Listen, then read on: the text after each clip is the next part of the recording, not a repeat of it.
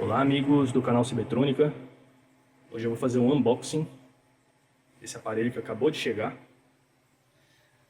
Adquiri pelo Mercado Livre, né? De um vendedor lá de Sorocaba. E esse equipamento eu já tenho uma unidade dele aqui na oficina, que eu restaurei por completo. Fiz o recap, fiz toda a limpeza interna, toda a restauração. Deixei ele zerado e novo. E é um dos equipamentos que eu mais utilizo aqui na bancada, que é esse cara aqui, ó, esse geradorzinho de áudio, simples, porém muito bom. Esse aqui é um dos melhores geradores de áudio que eu já pude trabalhar, né? Que eu já trabalhei em minha vida. Por isso que eu comprei a segunda unidade. Ele não é um equipamento de baixíssima distorção, né? Como por exemplo Tektronix SG505, que eu também tenho, né? Aquele sim é um aparelho excepcional em termos de distorção. Porém, o que eu gosto nesse aparelho daqui é a estabilidade da amplitude de saída dele, que é melhor do que a do SG505.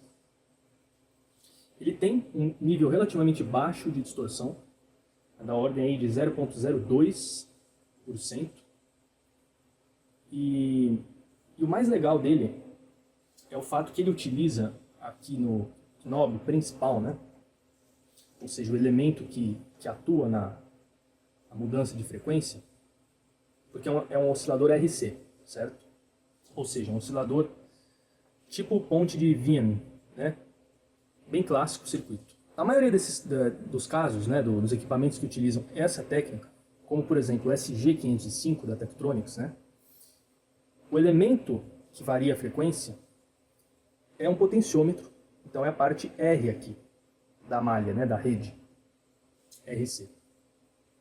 Geralmente um potenciômetro duplo, né? Então no SG505 tem lá um potenciômetro duplo, de alta precisão, impossível de você encontrar uma peça sobressalente, ou seja, se der pau naquilo ali, é jogar no lixo o equipamento, porque boa parte da precisão, da baixa distorção, da estabilidade daquele instrumento está no potenciômetro.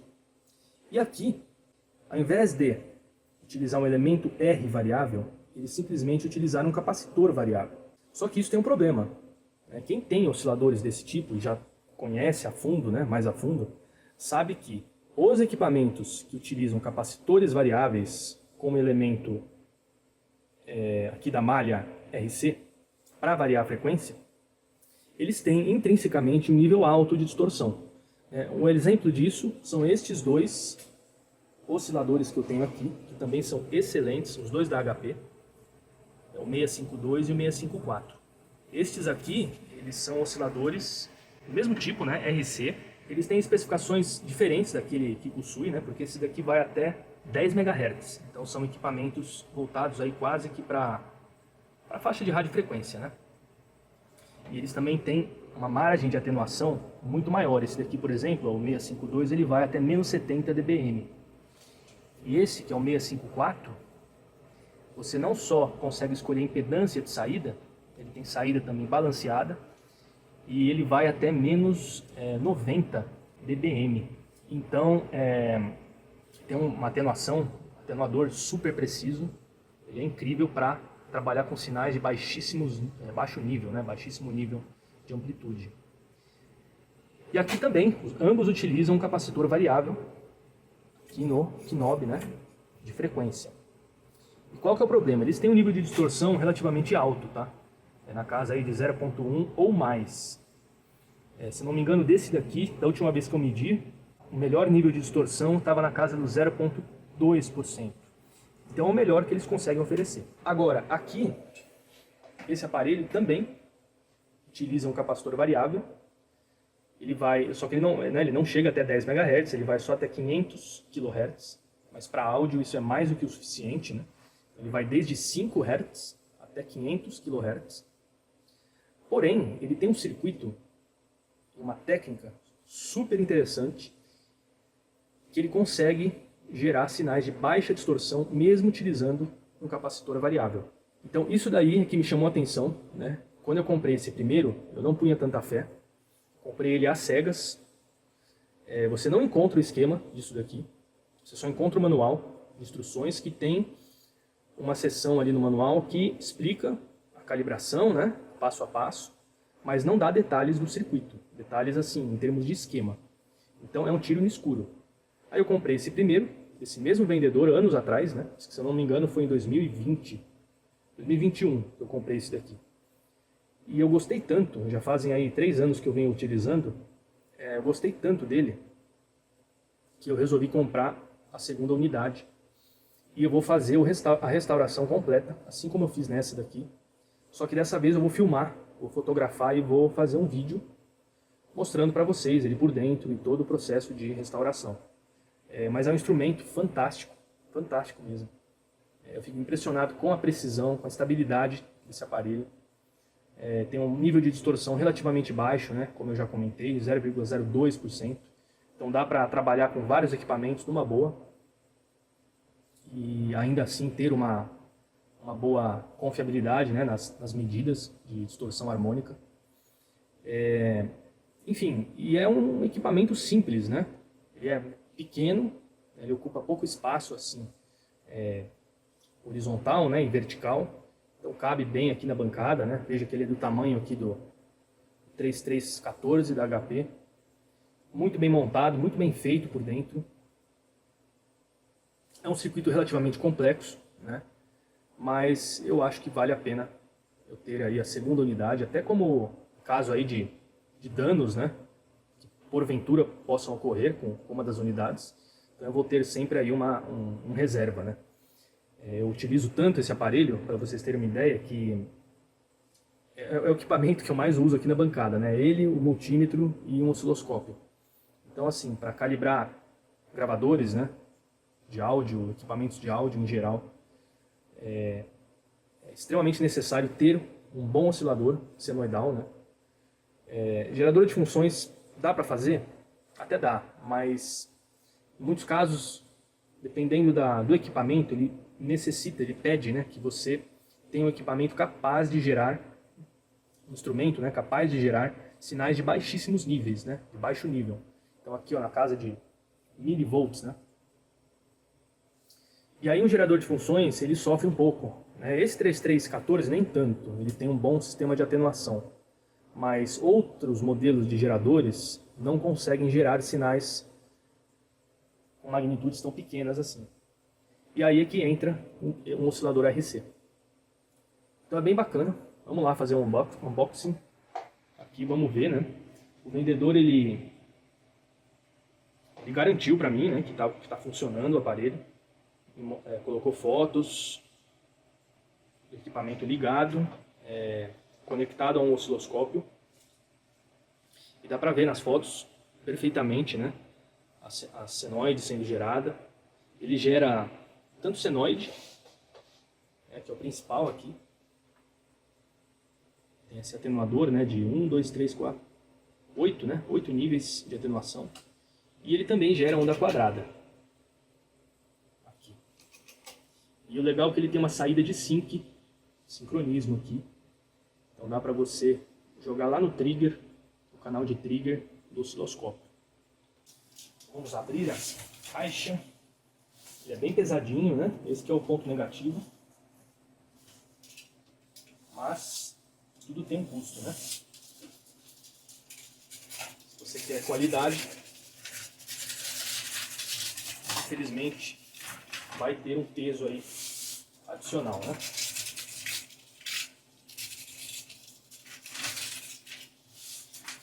Então a Kikusui, ela fabrica excelentes instrumentos de medição. Hoje em dia eu acredito que forte deles é a parte de fontes de alimentação, né? E eu acho que também outros dispositivos de potência. Mas eles já foram muito fortes, fabricavam excelentes osciloscópios, né? Meu primeiro osciloscópio foi um Kikusui, foi um analógico. Eu fiquei muitos anos com ele, eu já comprei ele usado. E fiquei aí, acho que mais de 10 anos com ele, e ele nunca me deu problema. Eu tenho aqui também um outro aparelho da Kikusui, que é um voltímetro, de corrente alternada, né? 2 canais, eu uso também para calibrar equipamentos de áudio. Também nunca me deu problema, né? Me deu dor de cabeça.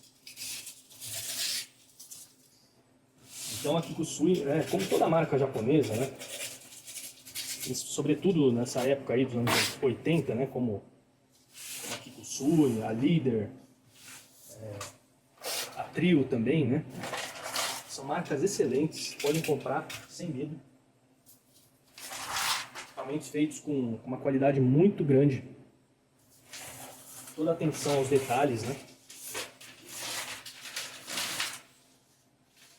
Características que os japoneses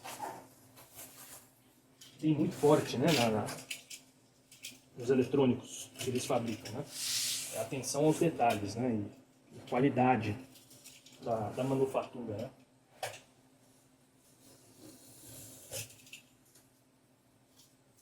Então o equipamento veio muito bem embalado. Esse vendedor, ele tem bastante coisa no Mercado Livre. Ele é um cara lá do Sorocaba, é uma empresa na verdade, né? Acredito que seja uma empresa, pelo menos pelo que eu pesquisei, parece ser uma empresa. E eu já comprei, então, além do primeiro Kikusui, eu comprei um outro equipamento que eu não me lembro qual, mas eu sei que eu comprei duas coisas. Ah, sim, foi a fonte Metronics de alimentação. Uma fonte excepcional, também japonesa, né? Ela é uma fonte de precisão, muito bacana para calibrar instrumentos, ou para, nem tanto para calibrar, mas para fazer experiências ou projetos que envolvam precisão, né? Que necessitam aí de precisão, de tensões estáveis, né? E precisas. O grande problema da Kikusui com os equipamentos da Kikusui é encontrar muitas vezes os manuais de serviço, né? Porque muitos deles não possuem manuais disponíveis de serviço, né? Como é o caso desse daqui, esse oscilador. Então a gente acaba trabalhando meio que às cegas. Bom, é um equipamento bem usado, né? Então naturalmente tem bastante marcas de uso. Assim como a primeira unidade que eu comprei, né? Esse daqui tem até lacres, ó,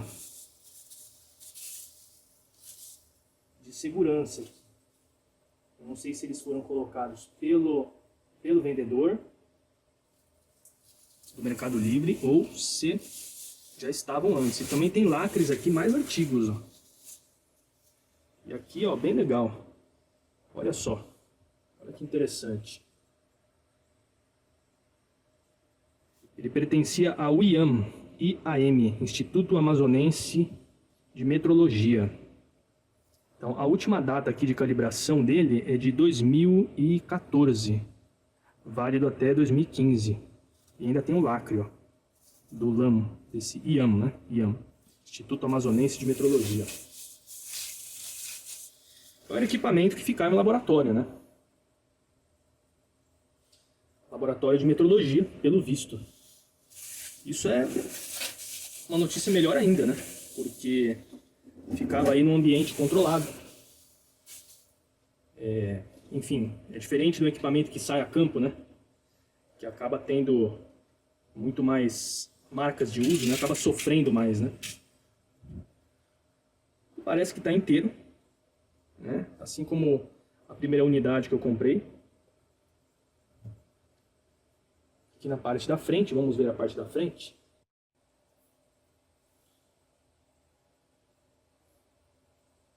Está relativamente bonito.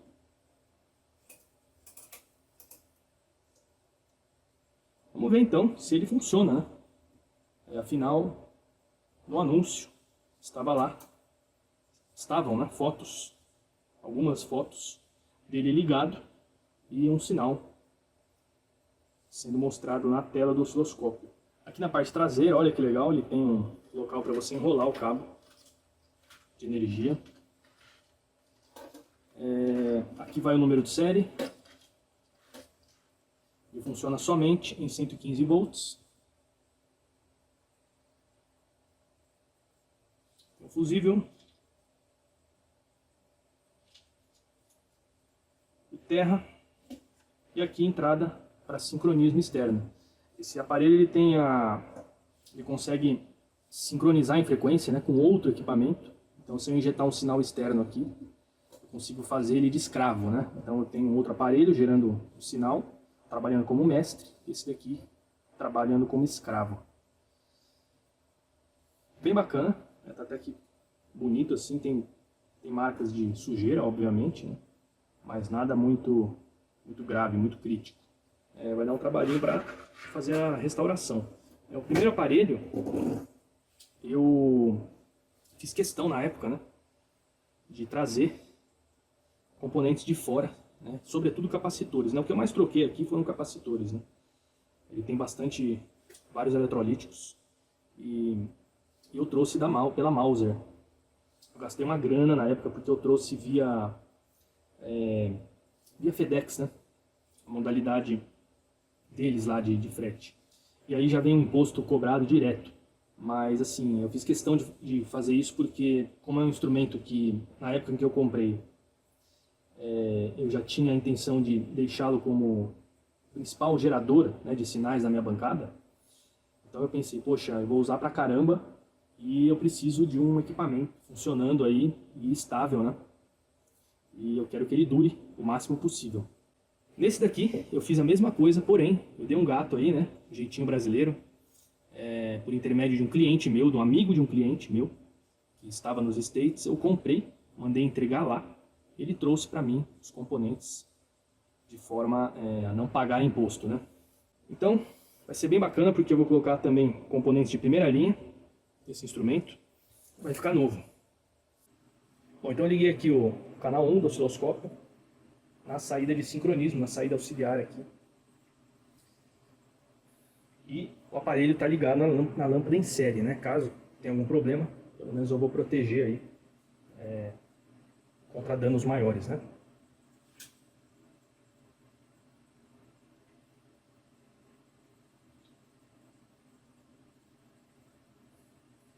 Então realmente está funcionando, ó. Está gerando.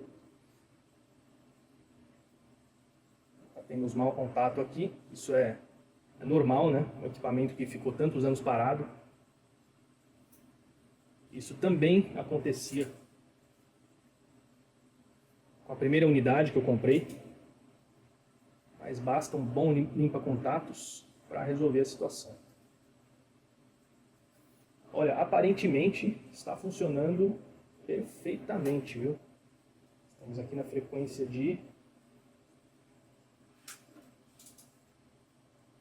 5 Hz. Olha só, frequência super baixa, né? Aqui 5 kHz.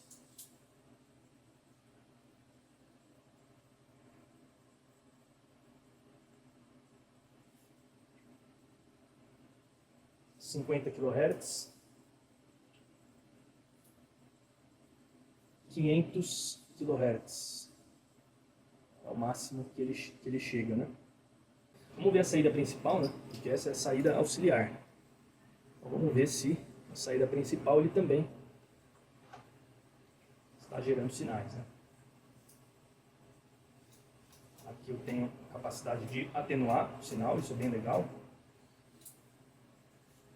Então aqui 500 kHz.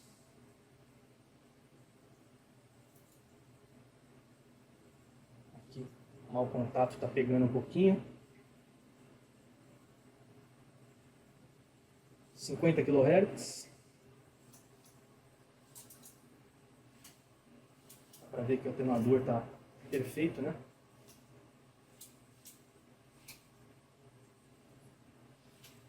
Onda quadrada também. Olhem só. Ele tem aqui a possibilidade de você já colocar a carga, 600 ohms. E aí então a saída ele já manda um sinal calibrado, né, na saída. Essa unidade está melhor do que a primeira que eu trouxe, né, que eu comprei. Porque a primeira unidade, o primeiro equipamento, ele estava com um problema nas baixas frequências. Ele até gerava o sinal, mas com amplitude muito baixinha. E aí eu descobri, né, obviamente, que eram 2 capacitores de passagem de sinal, né, que estavam com a SR absurdamente alta. Então eles estavam bloqueando sinais, né, AC. Uma coisa que não funciona nele é essa lâmpada. Isso aqui queimou, né? O primeiro equipamento, que eu restaurei, eu tirei, isso aqui é uma lâmpada incandescente originalmente, eu coloquei um LED âmbar, né? Cor amarelada, alaranjada, ficou bem bonita a cor dele. Então realmente, olha, estou bem feliz com o equipamento, eu acho que vai ser uma restauração bem bacana, eu vou conseguir deixar ele zerado de novo. Trouxe componentes de primeiríssima linha, talvez até melhores do que os originalmente instalados aqui. É difícil dizer, porque hoje em dia as coisas também estão sendo fabricadas de forma a se tornarem o quanto antes obsoletas, né? É a tal da obsolescência programada, então acho que até os componentes estão sendo fabricados com uma certa, pouco critério de qualidade. Mas enfim, não dá para comparar capacitores aí de 40 anos de idade com uma peça que foi fabricada agora, né, em 2020, 2021. Mas é isso, então essa é a primeira parte do vídeo. Eu vou dividir esse vídeo aqui em mais partes, porque senão vai ficar muito longo, muito cansativo, né? Eu tenho tendência a fazer vídeos muito longos, isso acaba cansando as pessoas. No próximo vídeo eu já vou mostrar ele aberto, a parte interna dele, né? Vocês já viram aí algumas fotos do outro equipamento, né, que eu já possuo, mas eu vou mostrar desse daqui, pra gente ver, né, qual o estado interno. Eu também tenho uma grande curiosidade de saber como é que ele está. E já vou começar a restauração, né? Já vou começar a colocar isso para frente. É um processo demorado. Eu estou com muita coisa na oficina, tenho serviços muito grandes, né? E então assim, tenho que dar prioridade aos clientes. Isso aqui vai ficar em segundo plano, terceiro plano, né? Então peço para que deixem um like se gostaram do vídeo.